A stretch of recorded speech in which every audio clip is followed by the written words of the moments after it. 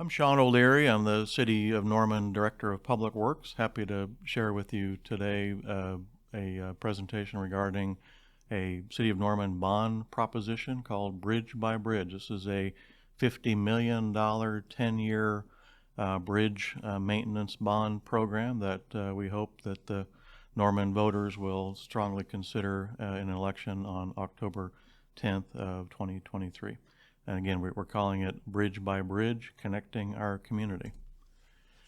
This will be a special election. It'll be the only item on that ballot in October, so that should make things a little easier for folks to process. It's still a couple of months away, so plenty of time to think about and get educated on this important issue. If you are not registered to vote in Norman, you have until September 15th to do that. If you prefer absentee voting, you have until September 25th to do that. And if you prefer early voting, you can do that on October 5th and 6th. And then the actual voting day is Tuesday, October 10th. All of this information is available on our city website, including the actual proposition language. So we've been doing some surveying of our citizens and voters to try to understand how they feel about bridges and what they know about bridges. And one of the things we've learned is that many of our citizens and voters believe that bridges are the responsibility of the state or the federal government. And while that is true, the state has their own bridges and the federal government has their own bridges, but so do cities, counties, townships, and other local government entities, and Norman is no exception. I think the other point of confusion is that, and I've told this story many times, but when I came to Norman to take on this role as Director of Public Works back in 2006, late 2006, early 2007, the state of Oklahoma was ranked 48th in the nation for the condition of its bridges, which was pretty awful. In fact, you could tell as I crossed over the border from Kansas to Oklahoma, I could just tell the conditions of the roads and the bridges was very different. At that time, Kansas was ranked 4th in the nation for the condition of its roads and bridges. So that said, the state legislature came together with the governor back in 06 and 07, found the funding, and I believe that the Oklahoma Department of Transportation already knew where the problems were. They knew they had great engineers and contractors who knew how to fix the problem. They just lacked the money to do it. So as soon as the funding was made available, they got to work, and it's a wonderful story, really, 15, 16-year story, how this state rose up and solved that bridge problem.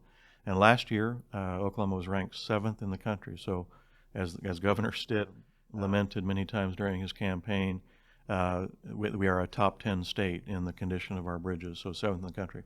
What we don't talk about is that those off-system bridges, the ones that the state does not take responsibility for, those are the ones owned by the cities and counties, we are still 40th in the country in the condition of our bridges. So for me, that just boils down to one simple problem, and that is the lack of funding, that cities and counties lack the funding to do the same thing that the state just did.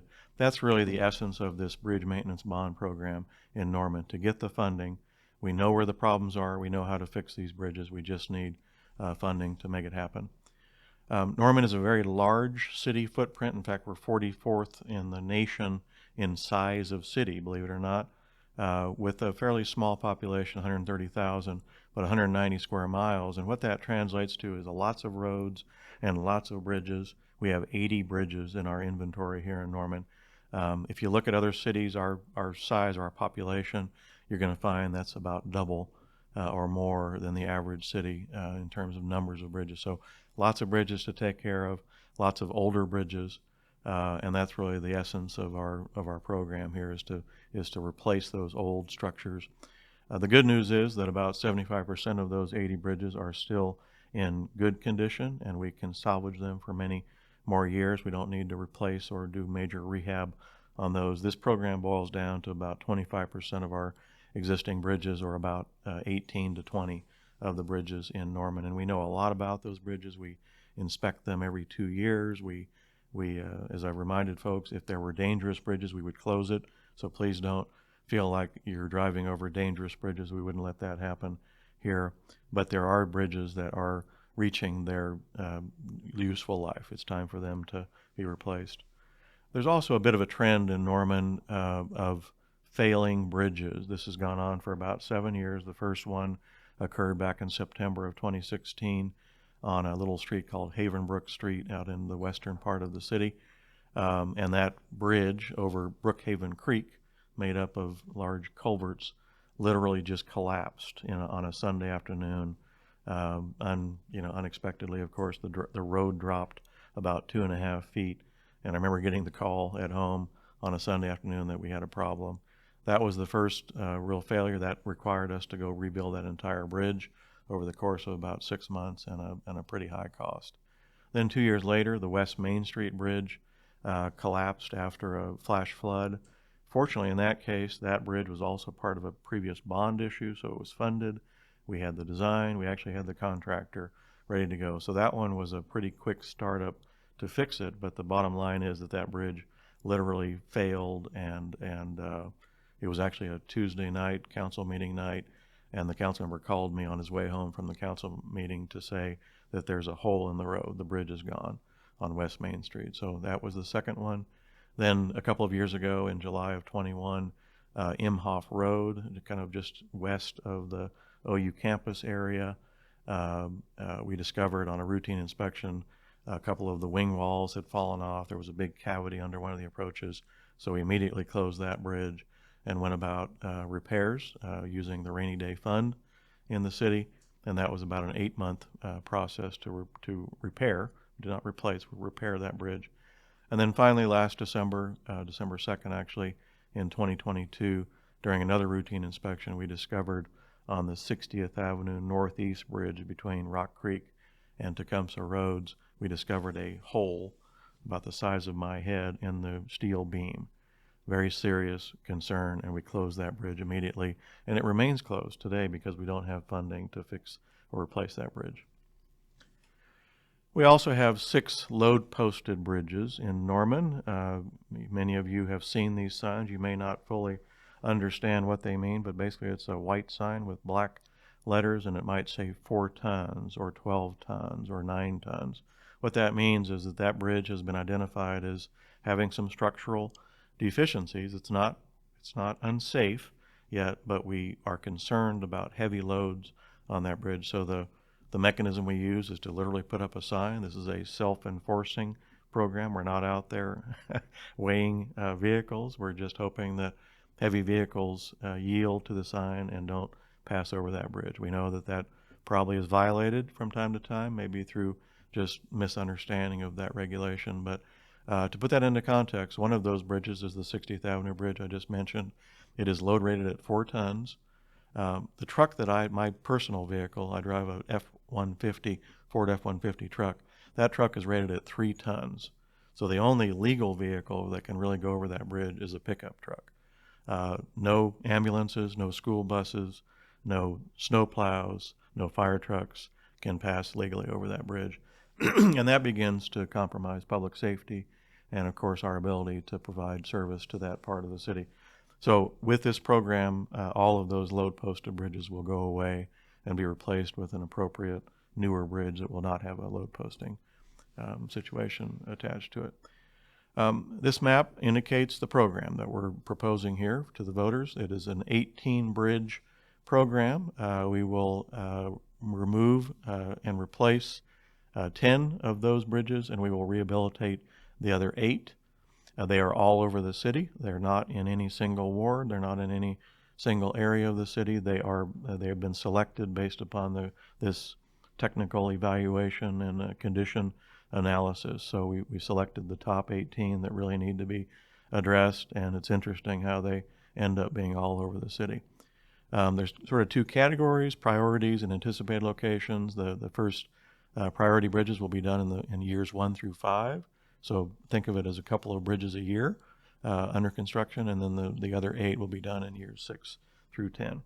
Here's a list of those first 10 bridges, what we call the priority bridges, in the order that we're going to do them if we're able to get the funding. Again, this is an 18-bridge program, $50 million in expenditures solely on bridges. This money can't be used for anything except these bridges. and it is a 10-year construction program. It's a 20-year debt service program, so we'll actually pay the debt over 20 years, but we'll actually build the project in 10. So again, think of it as a couple of bridges a year. Some examples are 60th Avenue Northeast. We've got one on Lindsay and Classen that many of us use every day in the central part of the city, and then many others. Those priority bridges add up to about $38 million. There's one really expensive one on North Porter, south of Franklin. That is a bridge that is overtopped by water on a regular basis. It's a bridge over a little river, and that bridge needs to be raised and extended very long distance, so it makes for a very expensive bridge. Here's the other 8, what we're calling the anticipated locations, and again in ranked order. So these are we sort of rank them based on condition, and we want to do the worst first. So we're sort of doing the worst of the bridges first, and then moving to the last group over the course of those 10 years. A couple of examples. Here's the 60th Avenue Northeast Bridge that I mentioned. This bridge was built in 1940, so it is an 83-year-old bridge. As a design engineer, civil engineer, I can tell you that when I went to college and was trained how to design bridges, the design life was 25 years. That's what most engineers are going to tell you when they design a bridge. So we never imagined, frankly, that any of these bridges would be in service for 83 years. So that's the good news. The good news is we've gotten 83 good years out of this bridge. The bad news is it's on its last leg and it needs to be replaced. So this is an example of a full bridge replacement. This bridge will go away, be replaced with a new bridge. That load rating will go away with the new bridge. We'll have a new bridge instead of a 1940s bridge. And then there's a term here on the slide that's referred to as sufficiency rating, sort of an engineering federal term that they use during those biannual inspections. But think of it as a grade. Each of these bridges are given a grade from 0 to 100, just like your grades in school. If you get a 70 or above, you're a C or better, and 70 or below, and you need some attention. This is a 27.2. That means that this bridge is gone. It really is no longer has any value, and it needs to be replaced immediately. Here's another one that really shows an example of a rehabilitation. So this is not a replacement. This is rehabbing the bridge in place. As I mentioned, this is the location of Lindsay and Classen, sort of on the east end of the campus, University of Oklahoma campus. This is a bridge spanning over Bishop Creek, right in the middle of the intersection, really along both Lindsay and Classen. I suspect many people pass over this intersection every day and never thought of it as a bridge, but it is a bridge and it needs to be repaired. It is a 53.7 sufficiency rating, which is a F grade, as I mentioned.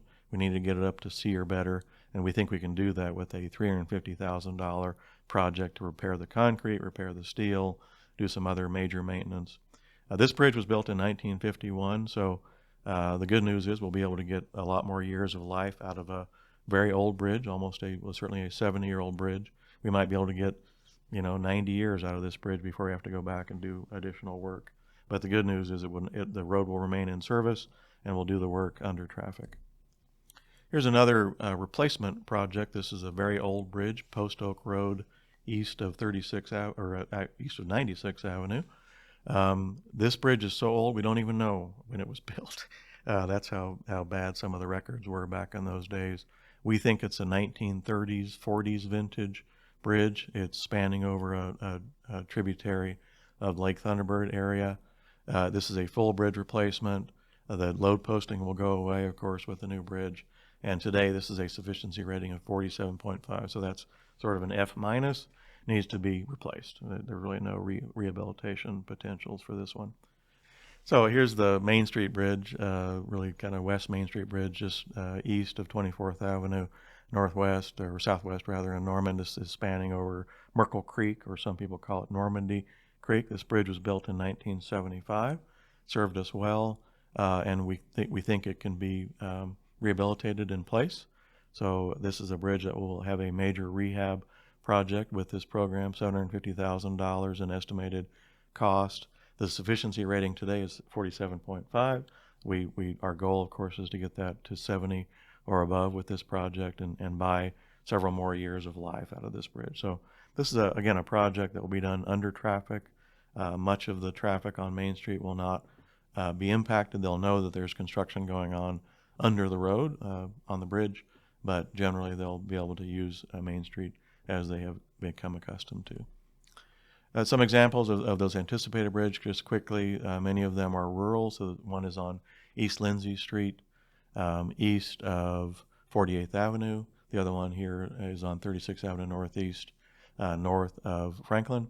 Both of these are full replacement. These are old rural bridges being fully replaced. Here's a couple more examples. Another one on 36th Avenue. This one, 36th Avenue Northeast. This one south of Robinson. And then the other one is more in the urban area on Creekside Drive, right in the middle of a neighborhood, Creekside Drive. And this would be a tributary of Lake Thunderbird. So finally, the takeaways I hope from this conversation is that we have an election coming up on Tuesday, October 10th. This is a City of Norman special election. Nothing else on the ballot, so this is all you have to kind of prepare for. Lots of good information out there between now and then. This is a $50 million bond initiative for bridge replacement and rehabilitation. This money can only be used on bridges in Norman, and we've listed the 18 bridges that we intend to address with these dollars. This is a 10-year construction program, so think of it as a couple of bridges a year that would be rehabilitated or replaced in Norman over the course of 10 years, beginning in 2024. And then this is a property tax increase. This is not a no tax increase initiative. Unfortunately, this one is an increase. If you own property in Norman, your property tax will go up if this bond issue passes. For example, a home valued at $100,000 will pay an additional $2.44 per month in property tax to accommodate the debt service on this program. So we understand we don't like tax increases any more than anyone else, but there really is no other source of funding available today that can be used for this purpose.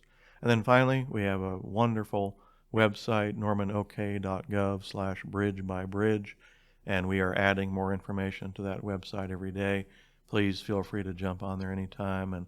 And again, by the time we get to the election in October, there'll be just an abundance of great information for anyone that might, have a question. Lots of, frequently asked questions, maps, and that sort of thing. So thank you, and appreciate the opportunity to share this with you today.